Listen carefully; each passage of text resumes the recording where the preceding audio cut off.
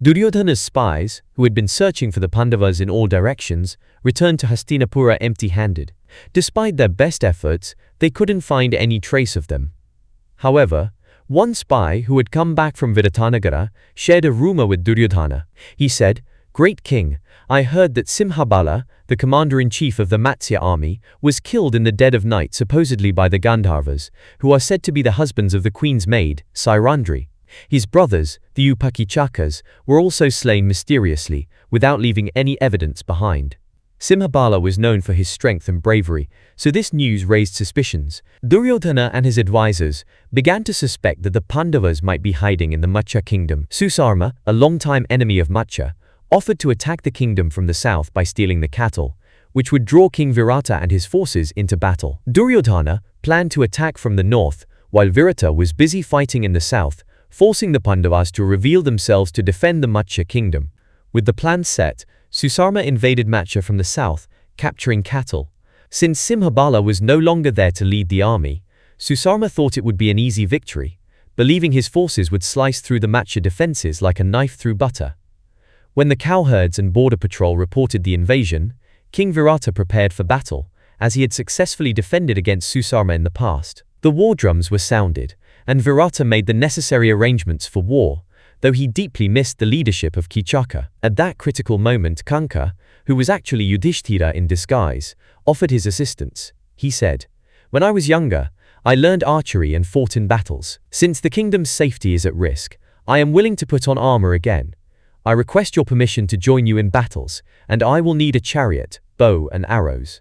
Virata welcomed Kanka's offer. Kanka then added, "Noble king, it is my duty to give you good advice when needed. I also know some brave soldiers, Valala, the head cook, Damagranthi, and Tantripala, from my time at Yudhishthira's court. They are excellent fighters and can help us in this battle.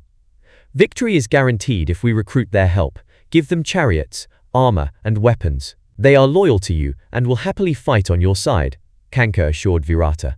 King Virata recalled, "The day I first met them, I said in front of everyone that they looked like extraordinary warriors.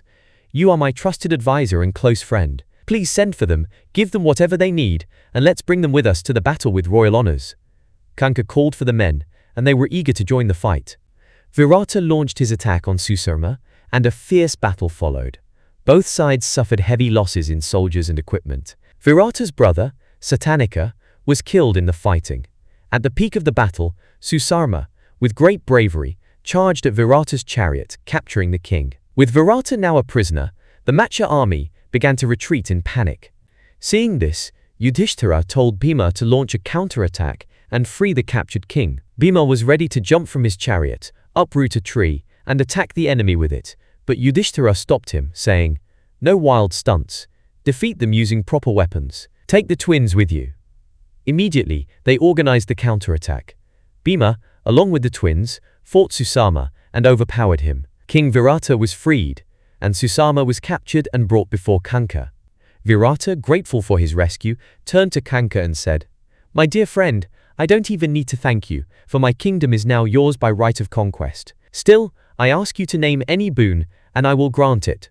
Kanka replied, "We are grateful for the shelter you have given us, and we were only doing our duty. However, since you insist on granting me a boon, I request that you release Susarma."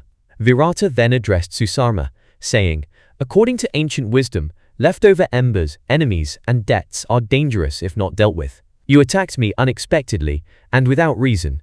But, in respect to Kanka's request, I will let you go free." With kindness in his voice, Virata said, "Compassionate Brahmin companion, I am setting you free. I trust you will not make the same mistake again." Susarma, filled with shame, bowed his head and quietly left. As Susarma walked away, deep in thought he reflected, judging by his noble character, that compassionate Kanka must be Yudhishthira. His mind then pieced together the clues. Valala was surely Bhima, and those who had helped him were Nakula and Sahadeva.